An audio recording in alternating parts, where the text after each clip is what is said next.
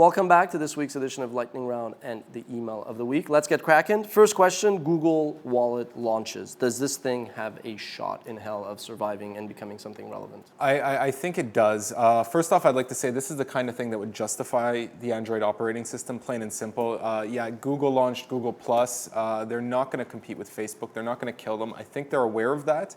I think they just had to do it for vanity reasons and offer their users similar functionality.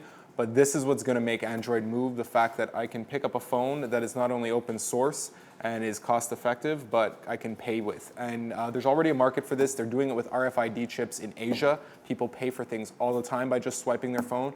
I guess the point of sale behavior is coming. It's a logical thing. So Google's just looking at something that's an alternative to RFID, which I think will appeal to a lot of people.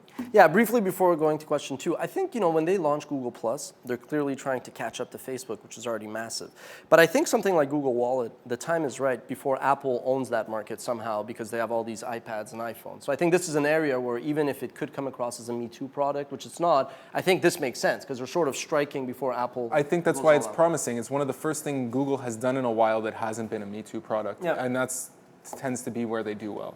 Netflix spins off the traditional DVD business, the business that made them what they are today, like a $12, $13 billion company. They basically spun it off. That old business is called Qwikster, and Netflix is now actually Internetflix, basically, streaming business. What do you think of this? Is this foolish? Is this insanity? Well, we'll have to see how well they execute, but I think the move in general makes a lot of sense.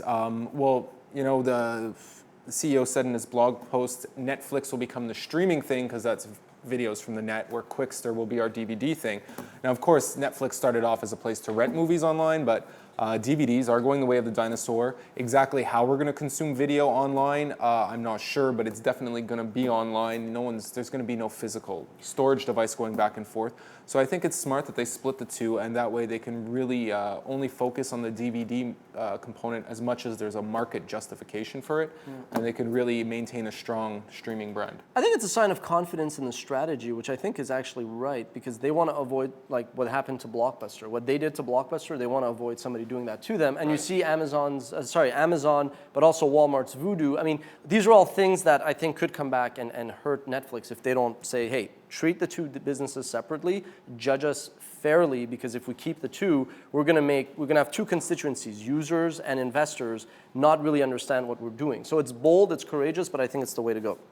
All right, and so Huffington Post is launching HuffPo High School, and they're going to not only be not paying their bloggers again, but now their bloggers are going to be kids. What do you think, the right move? Yeah, so kids meaning more than 13. I mean, this does sound like a sweatshop thing, which is what the critiques are saying. And I mean, where's Charles Dickens when you need him? Listen, I think the bottom line is this, right? Huffington Post is going to be walking around with a big bullseye on its back, the way that demand media was for a while.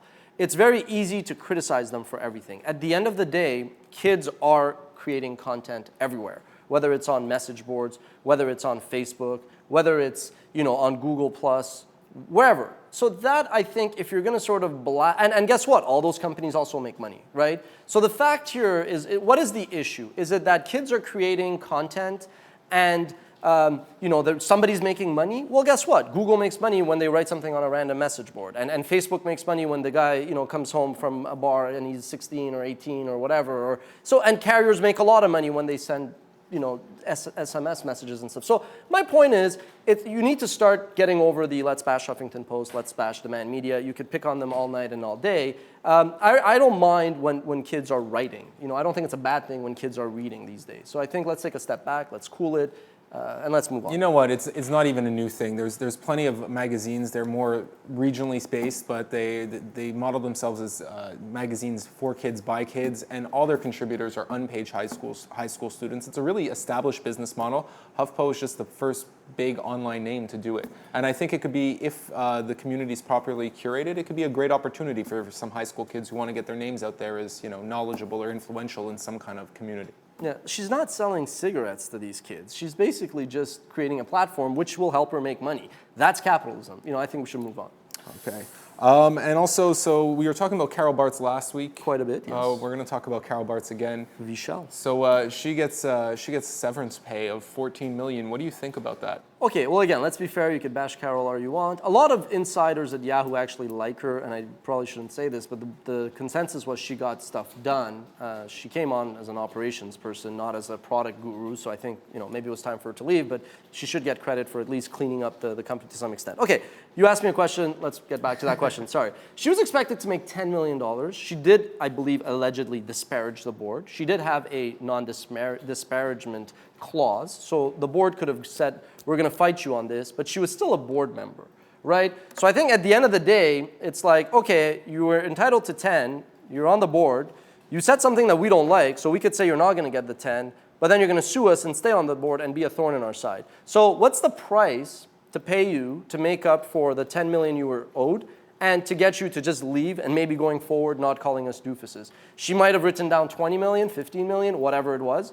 Negotiation, you don't get what you deserve in life, you get what you negotiate. And they basically wrote down 14 million and that's what agreed. Is it unfair that she makes 14 and she's already made all this money and people are not eating at night or whatever? Yes. But you shouldn't bash Carol Bartz for that. If you're unhappy with capitalism, that's another situation. Here, she was kicked off. What was she going to do? Say, I'm all of a sudden going to become a charity? She got what she could get as she left that position. So fair or unfair is not the issue. It's reality. All right, question of the week? Question of the week comes from here in Canada. Chris from Toronto wants to know what drives valuation in mergers and acquisitions, Ash? Great question. Cover this quite a bit. A lot of variables. Financials is one. The IP, if you have any intellectual property and assets, is another. The team and the industry. I think the macro factor, though, is the lead thing. When it's giddy times and the market's doing well and there's a lot of interest in your industry, you're going to ride the wave. I think ultimately, though, and this is number one, everyone who's smarter than me on this matter says the same thing. It's a process. So you need to get a lot of buyers interested in you and what you have in your company. If you really, really don't have to sell and you only have one company interested in you, here's my little memo to you, don't sell. Because at that point, the company buying you is just going to make a puny offer and keep driving the price down. What you need is to get a few buyers interested. And then basically, I'm not saying play one off the other. You could be candid in saying if you're interested in one or you're not in it for maximizing the sale price and going for fit or whatever, but make sure you got a lot of interested parties, and that's really the only way that you could get a reasonable price. So what drives valuation is market demand. Market demand. Always, everything boils down to demand and supply. Capitalism 101. A lot of capitalism on this show. All right, it's been show number 7 for HipMojo. For CT Moore, I'm Ashkan Karbas-Fushan. See you next week.